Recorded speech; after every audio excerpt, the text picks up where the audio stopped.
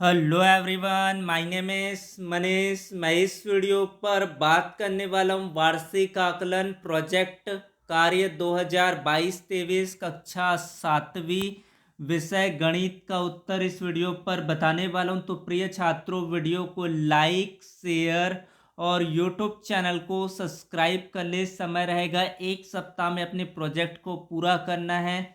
20 अंकों का रहेगा प्रोजेक्ट वार्षिक आकलन परियोजना कार्य कक्षा 7वीं विषय गणित। तो वीडियो को शुरू करते हैं। प्रोजेक्ट कार्य के लिए बच्चों को एक सप्ताह का समय दे। बच्चों को प्रोजेक्ट कार्य स्वयं बनाने व प्रोजेक्ट संबंधी खोज करने के लिए प्रेरित करें। प्रोजेक्ट कार्य के लिए शिक्षक बच्चों को आवश्यक दिशा निर्देश दे। बच्चों को प्रोजेक्ट कार्य बनाने के बाद कक्षा में प्रस्तुतिकरण करने के लिए कहे। प्रोजेक्ट कार्य व्यक्तिगत या सामूहिक दे सकते हैं। प्रोजेक्ट कार्य सरल और व्यवहारिक हो। तो 2 प्रोजेक्ट दिया गया है। तो प्रिय छात्रों, वीडियो को ज़्यादा से ज़्यादा लोगों तक शेयर करें। तो वीडियो को शुरू करते हैं। सबसे पहला जो प्रोजेक्ट दिया गया है, त्रिभुज बनाकर उसके नाम लिखना है। तो त्रिभुज 2 तरह से बनता है, एक कोण के आधार पर और एक है आपका भुजाओं के आधार पर। भुजाओं के आधार पर भी त्रिभुज 3 प्रकार के होते हैं।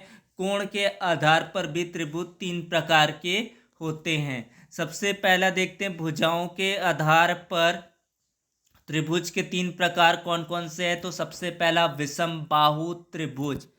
नाम से ही समझ आ रहा है, विषम बाहु त्रिभुज वह त्रिभुज जिसमें तीनों भुजाओं का माप अलग अलग होता है, उसे विषम बाहु त्रिभुज कहते हैं। जैसे कि ये चित्र बना है 3 सेंटीमीटर का, 4 सेंटीमीटर का और 5 सेंटीमीटर का। तो इसको विषम बाहु त्रिभुज कहेंगे क्योंकि इस त्रिभुज की सभी भुजाओं का जो माप है वो अलग अलग है। दूसरा है आपका समद्विबाहु। सम का मतलब होता है जिसमें 2 भुजाएं बराबर हो, तीसरी भुजा का माप अलग हो, तो इसे समद्विबाहु त्रिभुज कहते हैं। जैसे कि चित्र बना है 5 सेंटीमीटर, ये 5 सेंटीमीटर और आधार है 4 सेंटीमीटर। आमने सामने की जो भुजा है वो 5 सेंटीमीटर का है, आधार भुजा है वो 4 सेंटीमीटर का है।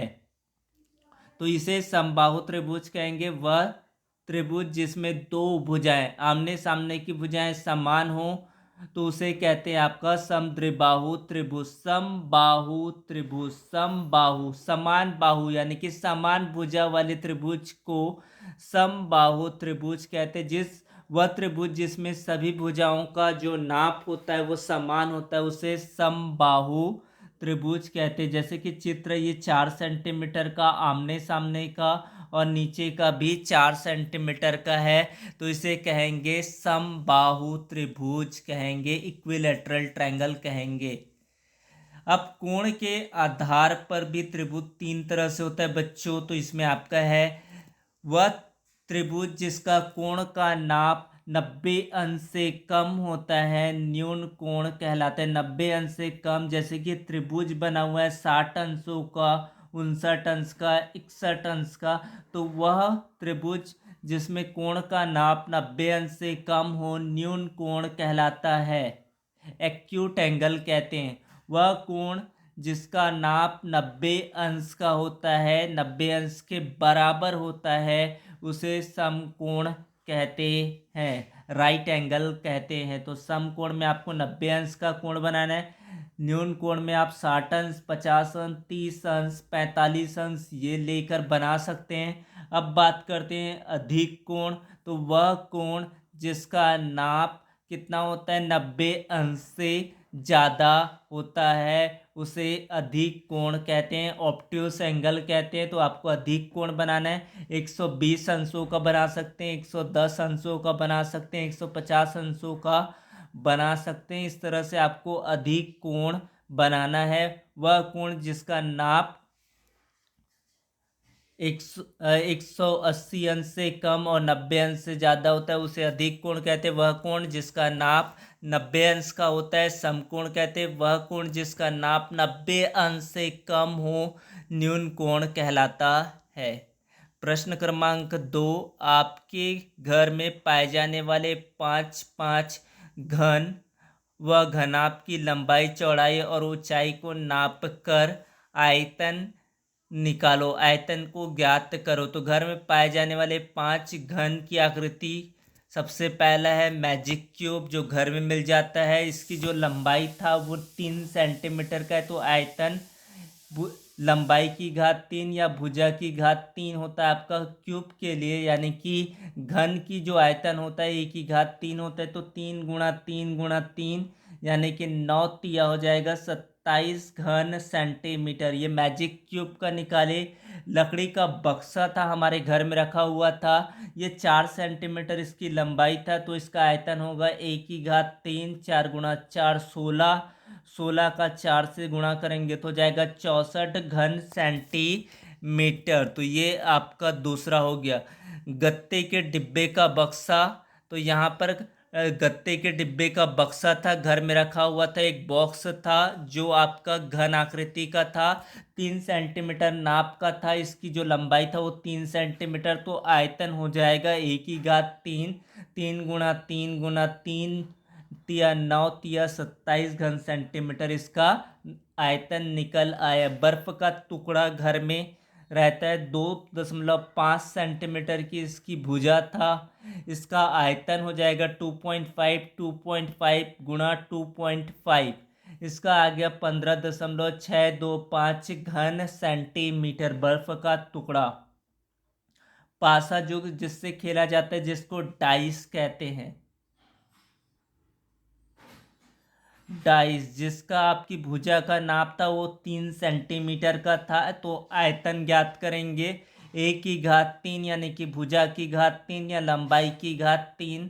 3 सेंटीमीटर 3 सेंटीमीटर 3 सेंटीमीटर हो जाएगा इसका कुल 27 घन सेंटीमीटर होगा। तो ये 5 आपके उदाहरण रहे घन आकृति के।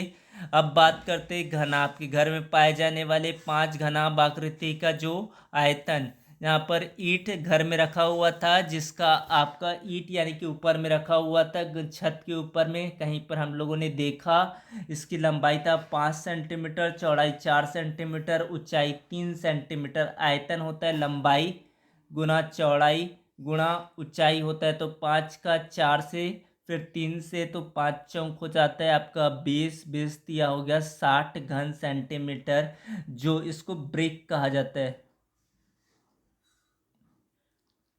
फिर आपका किताब यानी कि बुक। बुक भी आपका होता है, वो कौन सा शेप का होता है आपका रेक्टेंगल, यानी कि आपका क्यूबॉइड शेप का होता है। लंबाई था 7 सेंटीमीटर बुक का, चौड़ाई था आपका 5 सेंटीमीटर, ऊंचाई 3 सेंटीमीटर। तो लंबाई गुना चौड़ाई गुना ऊंचाई होता है length into breadth into height.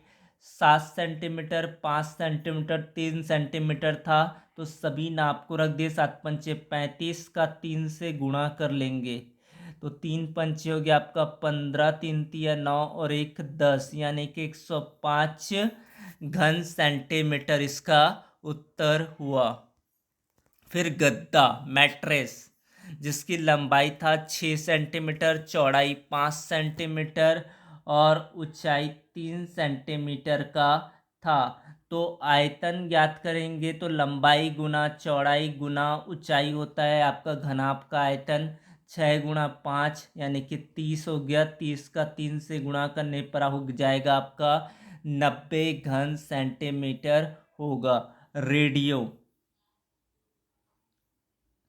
यहाँ पर रेडियो जो घर में रखा था, इसकी भी नाप किए तो 10 सेंटीमीटर इसकी लंबाई था, चौड़ाई 8 सेंटीमीटर और ऊंचाई 5 सेंटीमीटर था। लंबाई 10 सेंटीमीटर, चौड़ाई 8 सेंटीमीटर और ऊंचाई 5 सेंटीमीटर। तो रेडियो का आयतन लंबाई गुना चौड़ाई गुना ऊंचाई 10 का सेंटीमीटर, इसकी लंबाई 8 सेंटीमीटर, चौड़ाई 5 सेंटीमीटर, ऊंचाई 10 का 8 से 80 को 5 से आप गुणा करेंगे तो इसका आयतन ज्ञात हो जाएगा। 5 शून्य शून्य 5 अट्ठे आपका हो जाएगा 40।